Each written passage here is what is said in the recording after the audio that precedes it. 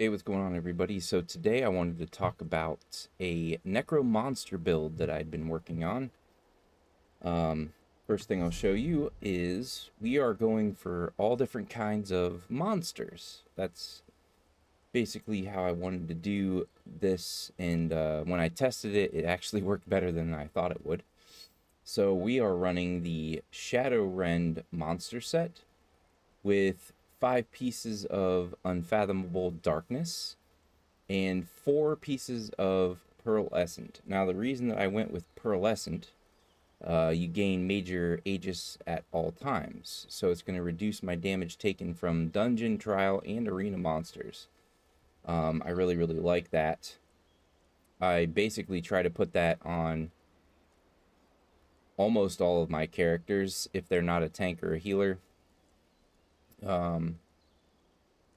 And I really enjoy running different arenas and stuff like that. So it just made sense to run Pearlescent. Now, if you don't want to farm trials, I also tested both the Crusader and Macabre Vintage. But with the Crusader, you'd have to farm dungeons, specifically the Vollenfeld dungeon. And if you don't want to farm the Vollenfeld dungeon, you could just farm the new area, the Westweald, and get the Macabre Vintage. It's going to give you 4 stack, or at 4 pieces, it's going to give you weapon and spell damage. So you could run 4 pieces of this, or this, or this.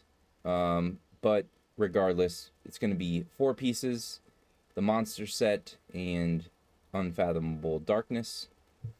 And then for the Mundus Stone, we're running the Thief.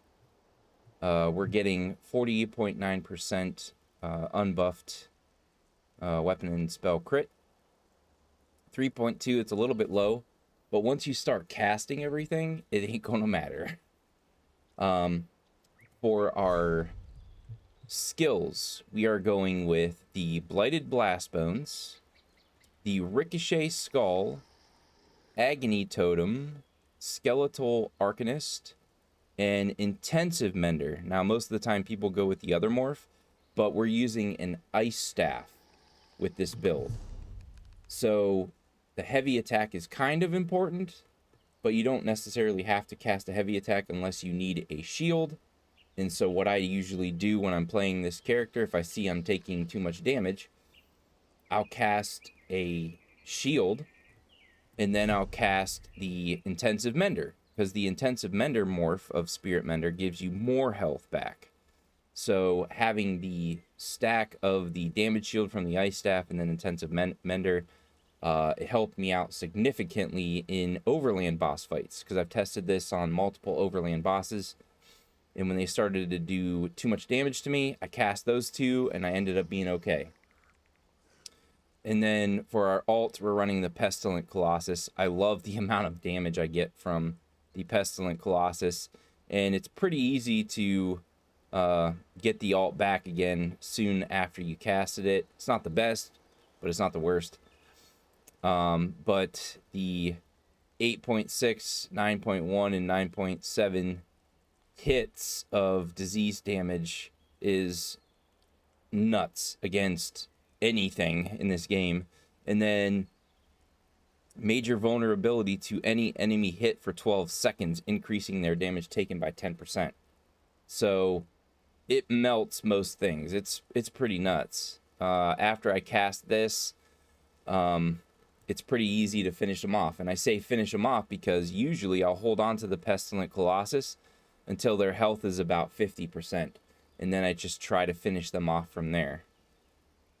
But how we use it, usually when I'm in Overland or solo content, running different areas and whatnot, I'll start the fight with a heavy attack from the Ice Staff, so I have that shield going. So, heavy attack, we get the shield, then I cast Blighted Blastbones, then the Agony Totem, then the Ricochet Skull once,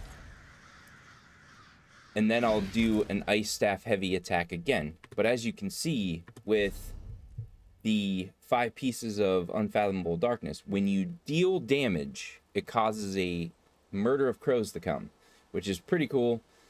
And then when you take damage, it summons the Shadow Wren. So you won't see the Shadow Wren, but anytime you get hit for the first time, it will summon that Shadowy Clanfear. It's really cool.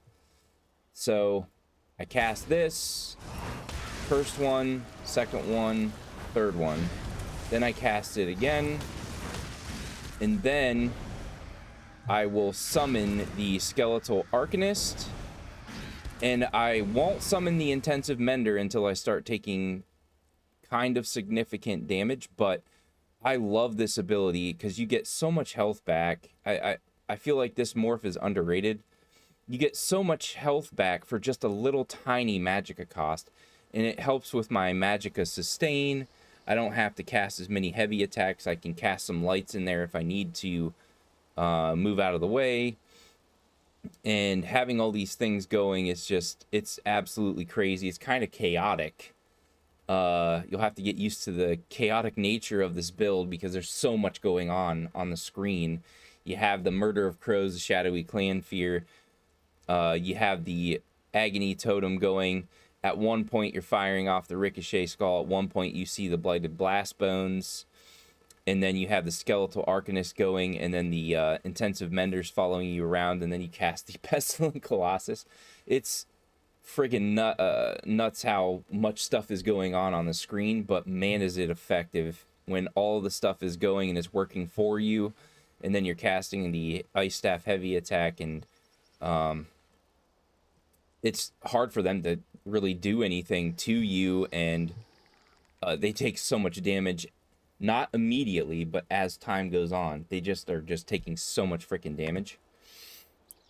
So heavy attack, cast this, Totem, Skull, and then Attentive Mender if you need it, and then we cast the ultimate. And then heavy attack again, recast, recast, recast, heavy attack again, recast, recast. If you need to cast the Mender. Most of the time you'll be able to just ignore the Mender, but you can still cast it anyway if you want to. You don't have to, but you can. Because of such a low cost, you can cast it over again. So then for your foods, you can use the Crown Fortifying Meals. That actually works pretty well for max magicka, and honestly magicka stuff, it's easy to sustain with magicka stuff. Like the heavy attacks are just way better than melee attacks for casting them and them landing every time and stuff like that. So you're probably not going to have any trouble maintaining your magicka, but if you do, you can do Orzorga's Red Frothgar, or if you have the ability, you can get the Witch Mother's Potent Brew. This is the one I like the most. It's nice because it gives you max magicka and max health. I like to have as much health as I can possibly get for all of my builds. I really do love trying to get somewhere around 30k health. So at the end of the build, I actually leave this alone, and I do this last. This is the last thing I look at. When I look at all of my numbers, my advanced stats, everything, when I look at everything, I look at, okay, where is my health at? Is it at 21k health? Is that, because of that in my mind is way too small.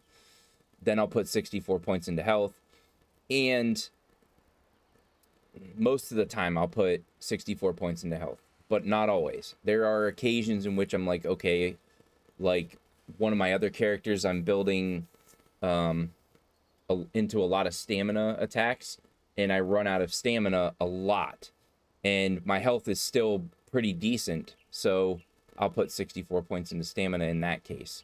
And then, like, if I'm having a lot of trouble with sustaining my magicka, I'll put 64 points into magicka. And you know, it's also a good idea to put 64 points into magicka or stamina if you feel like you're not doing enough damage. For you personally, if you feel like you're not doing enough damage, you will get a little bit more weapon or spell damage by putting 64 points in there. So it's up to you, really. I just like to see somewhere around 30k health on my characters. And so this character, I'm already doing sufficient enough damage. Everything feels good. It flows well.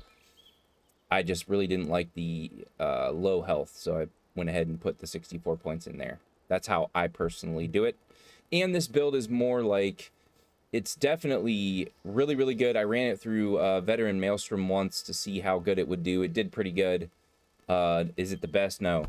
But overall, it's just a really fun build for you guys to check out. Maybe you guys could tweak it and find something a little bit better with certain things. But overall, I was having a blast running this. I feel like it was doing way better than I thought it was going to do, because it was just for fun. I was just like, I just want to do a bunch of monsters flowing out everywhere. And I really enjoy it, so I wanted to share it with you guys. But I think it does really, really well. Didn't run it in trials, but I pretty much ran it in everything else. And it's pretty hard to kill this character. Ran it in a couple of battlegrounds, ran it in Cyrodiil, ran it in Maelstrom, or Vet Maelstrom Arena, ran it with 12, I think it was 12 overland bosses, and did pretty well. The one in Somerset gave me a little bit of trouble, but that's to be expected. But it just, overall, I was having a blast. I was really having fun, even when I died a couple times. It was just super, super fun. So I highly recommend checking this out. And even if you don't want to do a monster build, just the fact that the Shadowy Clanfear and the Unfathomable Darkness, it feels, the combination of those two feel amazing with all different kinds of things.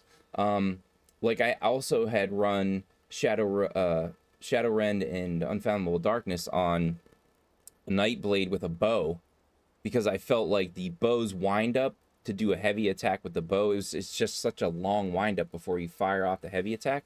So it was really nice to have those Murder of Crows and those Shadowy Clanfear going and doing damage to enemies while I was winding up that bow, for example. It's just the combination of these two is the main takeaway of this build. They work fantastically together. I really, really like how one, you take damage, the other, you give damage. They're both going, and you have something doing damage while you're winding up heavy attacks with any weapon. And so that was the main takeaway with that. The champion points. So 50 points into Fighting Finesse, 50 points into Wrathful Strikes, 50 points into Deadly Aim and Master at Arms. I found that was the best combination of buffing up all of our abilities. So we buff this guy to do 9.7 disease damage to all enemies nearby. We buff this to do 5982 flame damage. Every third cast of this ability deals 50% increased damage and will bounce up to 2 times to other nearby enemies. This thing is freaking crazy. That's why I have it on my spammable key. So sometimes I'll just throw out a few of these while I'm backing up and trying to cast a heavy attack and then trying to cast my intensive mender. Like I'm taking a lot of damage. I'll throw a few of these out while I'm backing up. Ice Staff heavy attack, cast intensive mender, cast a few more of these. And then the costs are insanely good. So only 863 stamina, so that's going to sustain your magicka even more. 2484, 3726, that's the most expensive, but you're probably going to be only casting that once or twice per fight most of the time. Skeletal Arcanist is only 1366, and then 994 magicka. So you're going to be able to very easily sustain all of these abilities and cast them over and over and over again. And then Pestilent Colossus, 175 ultimate. That's pretty decent. It's not the best, it's not the worst. And so just casting all of these, it feels good, it looks good, it's kind of chaotic, but it's just awesome. All the things that are going on the screen between all of these skills and the 2 monster sets is fantastic. I really, really like it. And then in fitness, all points into Bastion, so we have a bigger shield when we cast our Ice Staff heavy attack. It's going to give us 15% effectiveness. And when you're fighting shielded enemies, it gives you, I believe, 3% per stage. So 15% effectiveness and damage done to shielded enemies, which is really cool. Then we went Strategic Reserve. So gain 30 health recovery for every 10 ultimate you have. So we look at this right here. So we don't even have it completely full yet, but as it gets more and more full, you'll see your health recovering going up more and more and more. And so if you want to, you can hold on to your ultimate unless like you really want to just try and finish off a boss. And then by the time you get to the next boss, you'll have that health recovery bonus going when you start the fight. And like I said, I like to cast all this stuff when the boss's health is at 50% or less. So I hold on to that ultimate when I see their health hit that 50% or less threshold. Then I'll cast my ultimate. I'll try to finish them off. Yeah, you're going to lose that health recovery, but you should be all right with everything that's going on and being able to shield, heal, sustain, all that stuff, which is another thing.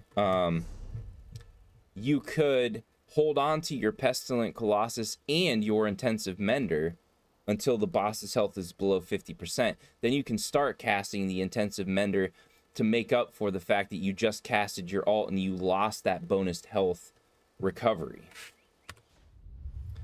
Then 50 points into armor, 50 points into max health. Like I said, I like having as much health as possible.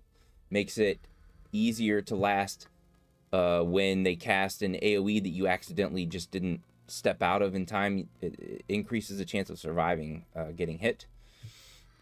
I always like having the maximum amount of speed with this character too. So just a little thing here, hasty, 16 points into there. And then over here, 50 points into Steed's Blessing, because I like the speed. I like to have as much health as possible. As you get more into like veteran difficulty stuff and whatnot, you're going to want to have that speed. It's not really like a damage shield, but in a way, having the ability to step out of damaging area effects and stuff like that faster is, in my mind, kind of like a light shield in a way. Like if you're slower, something casts and you're in the middle of it, you can't get out in time.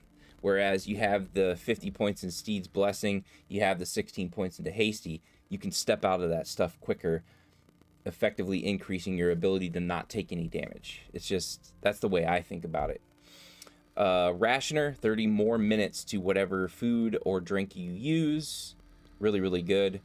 I always do Treasure Hunter. I like getting the increase to quality of items I find in treasure chests. And then 100 into Gifted Rider. I like to have that 10% mount speed. Even with new characters, having that 10% increase makes a pretty good difference when you go as a new character to Cyrodiil and you do the tutorial quests. I highly recommend doing that as well, because in Assault you get Continuous Attack, which will give you Major Gallop, increasing your mount speed by 30%. So having that combination is really nice, especially for new characters, which I always have. I always have new characters because I'm always messing around with fun, unique builds, trying to figure out things. So having that going from level 10 with your character is just really, really nice. And if you're a brand new character and you don't have champion points yet, at least having that mount speed increase of 30%, you will definitely notice the difference with that. So as soon as you hit level 10 with your character, go into Cyrodiil, run the tutorials, that will at least give you level 3 with Assault. And so then you can get that, and it's very helpful. when you're trying, especially like you made a stamina character, you want to hold on to your stamina as much as possible, so you're going to use your horse, but your horse is slower than your character's move speed. Oh, it's so annoying. So being able to get that continuous attack as soon as possible is going to make a big difference. I think that's it. Oh, the standard try restoration potion's always a really good choice for making sure you heal yourself. You have that available for your character. I did have to activate a few of these with a couple of the overland bosses, but most of them I didn't. I was able to heal myself without using these, but there was a couple of them where I had to drop a couple try restorations, make sure I didn't die. So those are a good choice as well. I think that's it. Can't think of anything else. But yeah, really, really fun build. Like I said, one more time. Ice Staff heavy attack. Boom. Boom. Boom. Another heavy attack. Boom. Boom. Heavy attack.